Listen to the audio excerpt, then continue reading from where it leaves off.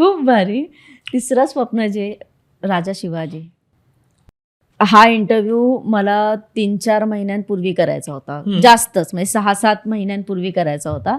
पण यांचे जे मॅनेजर आहे स्वप्नेश, त्यांनी नाही सर बिझी आहेत, सर बिझी आहेत, सर बिझी आहेत, सर बिझी आहेत. म्हटलं काय करतायत सर तुमचे, बिझी आहेत बिझी आहेत. नाही माहित नसतं की सर काय करताय. नाही तुला कळेल, नाही तुला कळेल कळेल. पण जेव्हा ते कळतं तेव्हा असं वाटतं की नाही हे वर्थ होतं, हा वेट वर्थ होता. तू कुठेच सांगत नाही सोशल मीडियावर तू काय करतोयस जोपर्यंत ते घडत नाही. राजा शिवाजी हे तू कोणालाही सांगितलं नाही की त्या चित्रपटात तू, त्या गाण्यात तू एक भाग आहेस. जेव्हा ते गाणं मी तुझ्यासाठी पण नव्हतं लावलं, म्हणजे मला माहितीच नव्हतं. मी जस्ट म्हणजे अँथम येणार आहे, छत्रपती अँथम, तर मला बघायचं होतं म्हणून मी ते लावलं. म्हटलं 1 मिनिटं, हा सिद्धू आहे. तर हे लपवणं किती इझी आहे तुझ्यासाठी. आणि हे सगळं करत असताना राजा शिवाजी तुझ्याकडे आलं, ते गाणं तू इतकं छान केलंस. रेमो डिसूजा त्याच्यात स्वतःही आहेत, बरेच कलाकार आहेत. काय सांगशील? नाही, ते जे न सांगणं आहे ना, त्याची माझी एक भावना आहे. कारण मी हे माझ्या फॅमिलीने मला सवय लावली. म्हणजे त्यांनी मला नेहमी सांगितलं तू कर, आम्ही आहोत, तर सांगू नकोस काय करतोस, आल्यावर कळेल मला. तर मग माझी ती सवय झाली. म्हणजे मी आईबाबांना, तृप्तीला कधी फक्त शूटिंग करतोय, आता ते सिनेमा येतं मी शूटिंग करतोय हे तिला माहिती असायचं. पण माझी धारणा आहे जोपर्यंत येत नाही किंवा ऑफिशियली अनाऊन्समेंट होत नाही, म्हणजे मटका किंगची ऑफिशियली अनाऊन्समेंट झाली होती की नागराज मंजुळे करतायत आणि सिद्धार्थ जाधव आहे, ही झाली होती ऑफिस, म्हणून मी त्यातल्या मटका किंग बद्दल सांगत होतो की आता ऑफिशियल झालं. नाहीतर मला असं वाटतं ते येऊ दे, ते जेव्हा येईल, म्हणजे 1000 वेळा शोले पाहिलेला माणूस ह्या सिनेमाची लई वाट बघतो मी, पण तो येत नाही. पण तो जेव्हा येईल मला माहिती आहे लोकांना ते छान वाटणार आहे. तर माझी ती भावना असते की येऊ दे, आल्यानंतर कळेलच. आणि ते ऑफिशियली असेल तर आपण बोलू. बेसिकली प्रेरणा किंवा स्वप्नेश किंवा माझी जी टीम आहे त्यांनाही माहीत नसतं मी काय करतोय. मी ऑफिशियली कनेक्शन त्यांचं आहे ना, की बाकी सर तिथे आलंय, जरा काय करायचं, 1 मिनिट मी आहे कुठेतरी, सर सांगा कुठे, सांगतो, फक्त सांग नाही आहे, किंवा मग तिलाही नाही सांगत, किंवा समजून नको माझं होऊ दे मग सांगतो. तसं ती एक माझी एक धारणा आहे वेगळी, म्हणून मी सांगत नाही. कारण आल्यानंतर लोकांना सरप्राईज होतं. आणि राजा शिवाजीबद्दल म्हणशील तर मी म्हटल्याप्रमाणे रितेश सर, आणि ते अगोदर एक रोल करणार होतो, तो रोल नाही झाला.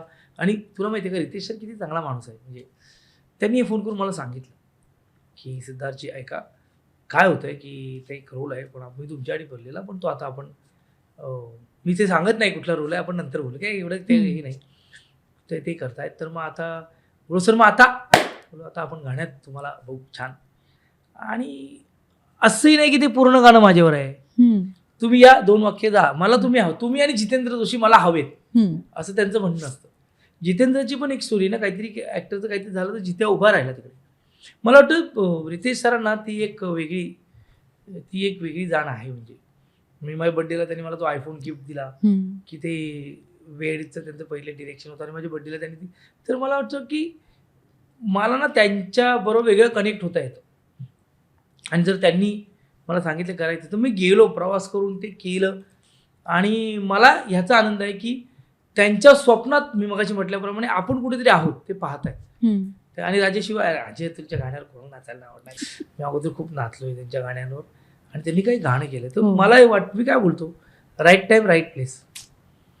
आणि ते जे होतं तो सिक्वेन्स होता, सर स्वतः होते, रितेश सर होते, आणि मला जायचं पण होतं. आणि ना तो जो प्लॅटफॉर्म होता ना ज्याच्यावर नाचतोय तो तयार केला होता, तो प्रचंड गरम होता, बेअरफूट. फक्त मी नाही, आमचे सगळे डान्सर होते ना ते बेअरफूट नाचत होते, म्हणजे पाय जळत होते, ते सगळं टॉप आणि असं सगळ्याच्यात. आणि त्या पोरांनी सगळ्यांनीच, म्हणजे त्या पोरांसाठी मी टाळ्या वाजवतो आता, पण त्या सगळ्या पोरांनी नाचले. त्यात रेमो सर, मला माहिती नाही रेमो सर कोरिओग्राफ करणार आहे, मी आपला जातोय, ते सगळे शिकवलं त्याने, हे वगैरे शिकवलं, तिथलं ते शिकलंय, रिहर्सल नाही.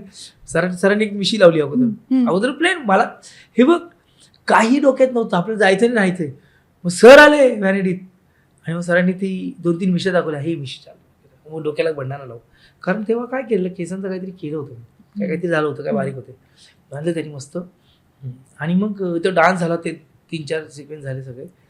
आणि मग सर म्हणाले की छत्रपती समोर उभे आहेत, मी गाणं लावतो, जस्ट एक इमोशन द्या, आणि मग ते जे भारावून त्या आलंय ना, ते ऍक्टिंग नाही आहे, ते ना तुला मला माझं ते एक शॉट खूप आवडतो. एक तर एक स्वप्नपूर्ती संतोष शिवन सरांनी तो शॉट घेतलाय, पण मी मुजरा करतोय आणि माझ्या एका डोळ्यात पाणी आहे. हे जे काही त्या गाण्यात मला मिळालंय ना, हे माझ्यासाठी म्हणजे खरंच सांगतो की छत्रपती शिवाजी महाराजांच्या गाण्यात अजय अतुलने केलेलं असं काहीतरी एक मुजरा महाराजांना मी केला, असं एक आपलं एक छान. मराठी मनोरंजन सृष्टीमधील मालिका, चित्रपट, नाटक तसेच कलाकारांबद्दलच्या नवीन अपडेट्स जाणून घेण्यासाठी नक्की सबस्क्राईब करा इट्स मज्जा मराठी या आपल्या नवीन यूट्यूब चॅनलला.